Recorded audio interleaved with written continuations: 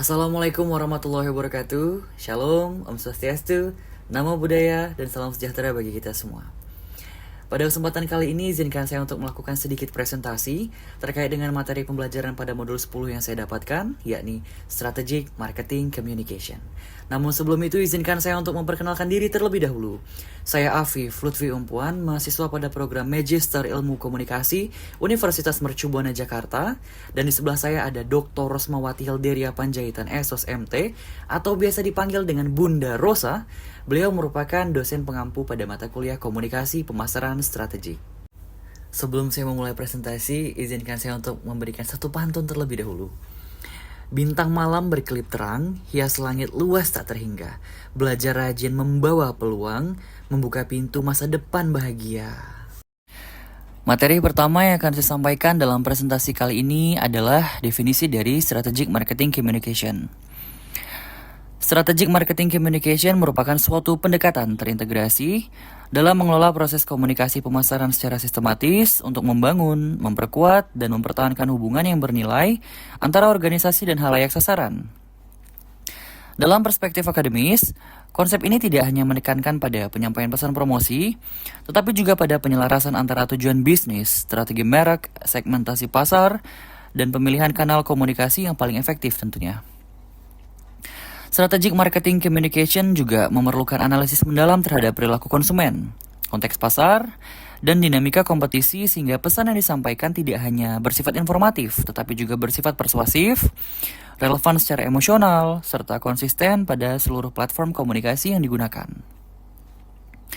Pendekatan ini mengintegrasikan berbagai elemen komunikasi seperti periklanan, promosi penjualan, hubungan masyarakat, pemasaran digital, pemasaran langsung, dan manajemen konten agar bekerja secara sinergis bersama dalam menciptakan nilai dan diferensiasi yang berkelanjutan. Dengan demikian, Strategic Marketing Communication berperan sebagai kerangka strategis yang memastikan bahwa setiap aktivitas komunikasi mendukung tujuan organisasi secara menyeluruh, meningkatkan brand equity, serta mendorong perubahan perilaku konsumen yang selaras dengan strategi pemasaran jangka panjang yang ada. Selanjutnya yaitu masih dengan materi Strategic Marketing Communication. Namun pada kali ini kita akan membahas mengenai penerapannya dalam kehidupan sehari-hari, khususnya bagi perusahaan dan organisasi.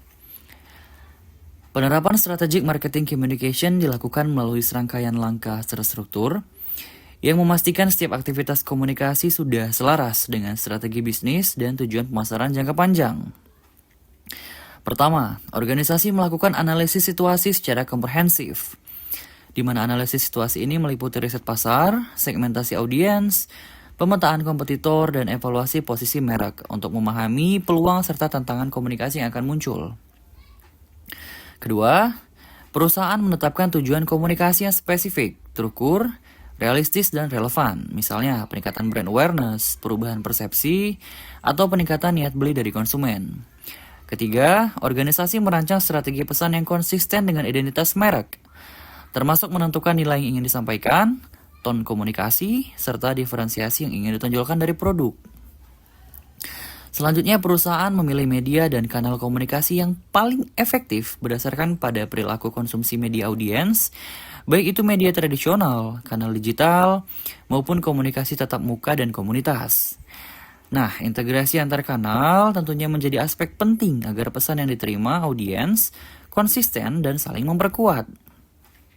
Proses ini kemudian dilengkapi dengan implementasi taktis, yaitu adanya penjadwalan kampanye, koordinasi antar tim pemasaran, produksi konten, dan aktivitas program komunikasi seperti event, promosi penjualan, kolaborasi influencer, atau kampanye digital interaktif.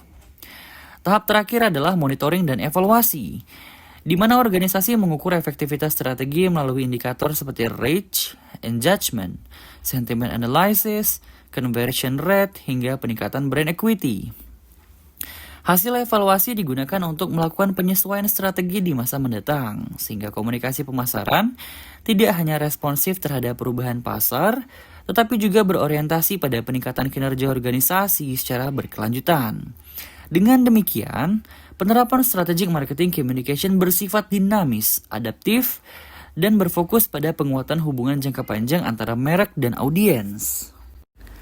Kita beralih ke materi kedua, Setelah kita memahami definisi dari strategic marketing communication, pada materi kedua ini kita akan membahas mengenai apa itu komunikasi. Komunikasi merupakan suatu proses transaksional di mana individu atau kelompok menciptakan, mengirimkan, dan menafsirkan pesan dengan tujuan untuk membangun pemahaman bersama dalam konteks sosial tertentu. Dalam kerangka akademis, komunikasi tidak sekedar aktivitas penyampaian pesan atau informasi, tetapi mencakup konstruksi makna melalui interaksi simbolik, yang dimana dipengaruhi oleh budaya, pengalaman, persepsi, serta hubungan antar pelaku komunikasi. Proses ini tentunya melibatkan elemen-elemen utama seperti pengirim pesan, pesan itu sendiri, saluran komunikasi, penerima pesan, serta umpan balik yang menentukan efektivitas pertukaran makna yang terjadi. Komunikasi juga bersifat dinamis dan kontekstual, artinya pesan dapat berubah makna bergantung pada situasi, medium yang digunakan, dan interpretasi dari audiens.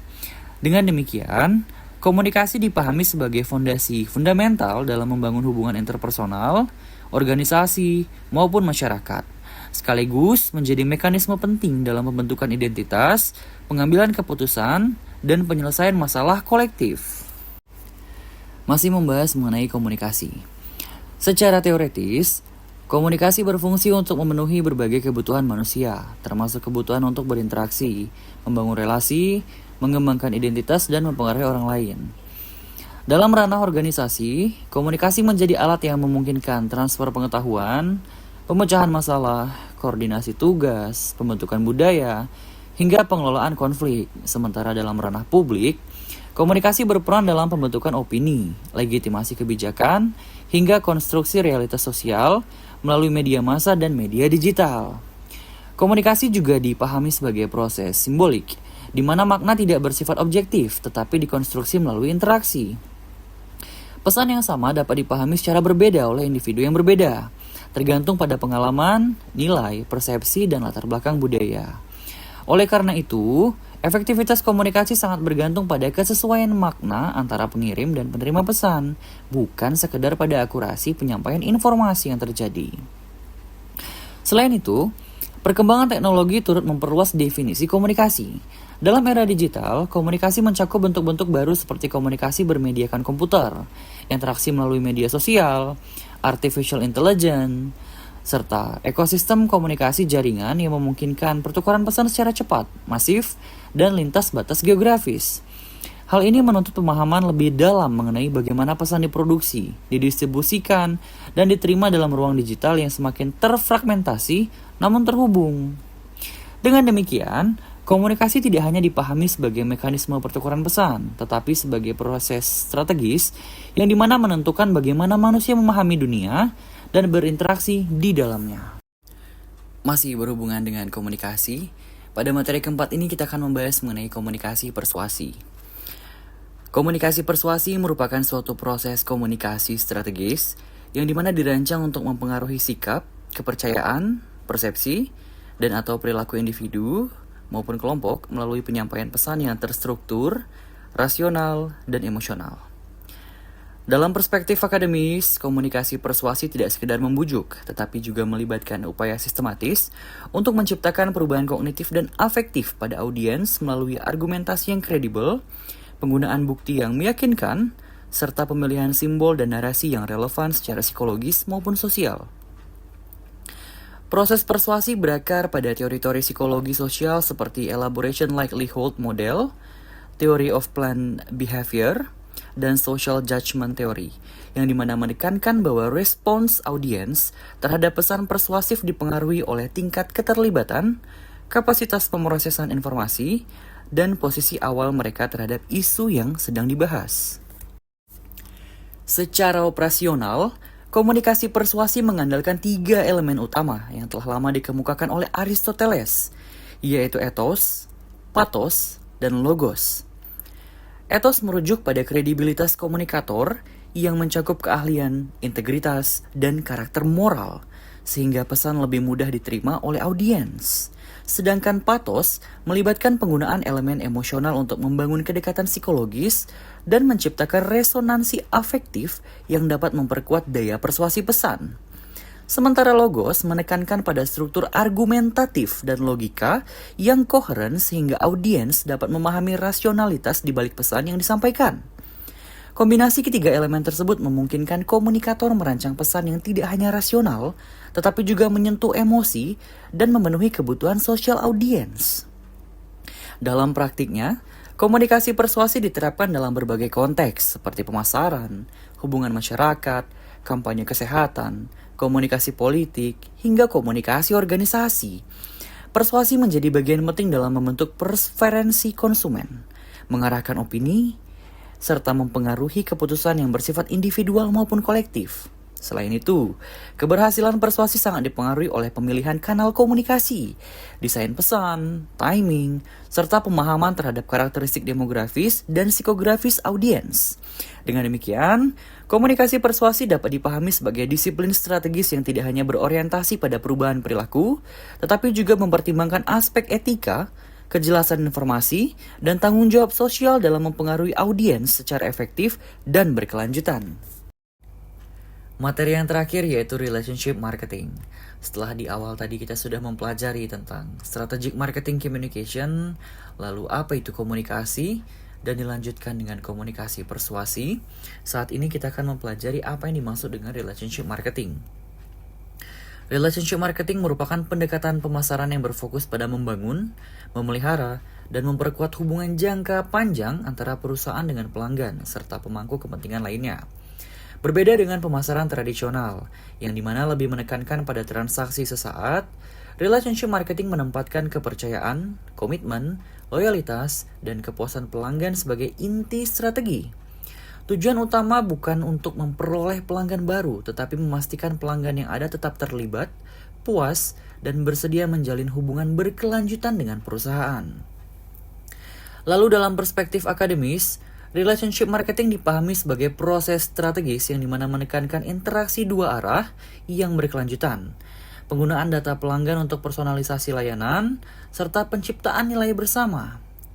Perusahaan tidak lagi dipandang sebagai pihak yang sekedar menawarkan produk, tetapi menjadi mitra yang memahami kebutuhan pelanggan, merespon preferensi mereka, dan memberikan pengalaman yang konsisten di berbagai titik kontak atau touch point. Relationship marketing juga menekankan pentingnya retensi pelanggan sebagai aset strategis. Hal ini karena biaya mempertahankan pelanggan lama cenderung lebih rendah dibandingkan memperoleh pelanggan baru. Selain itu, pelanggan yang loyal memiliki kecenderungan untuk melakukan pembelian ulang, memberikan rekomendasi positif, serta menjadi advokat merek atau brand advocates. Secara keseluruhan, relationship marketing mencakup beberapa elemen utama seperti kepercayaan, komitmen, komunikasi yang berkelanjutan, kepuasan pelanggan, dan loyalitas. Dengan demikian, relationship marketing menjadi strategi esensial dalam era kompetisi modern ketika pengalaman pelanggan atau customer experience dan interaksi yang bermakna menjadi pembeda utama antara satu merek dengan merek lainnya. Sampai sudah pada slide terakhir, dan saya rasa cukup untuk presentasi saya pada kesempatan kali ini. Saya mohon maaf apabila terdapat kesalahan dalam penggunaan dan pengucapan kata. Kepada Tuhan saya mohon ampun. Terima kasih sudah menonton. Wassalamualaikum warahmatullahi wabarakatuh. Salam sejahtera bagi kita semua.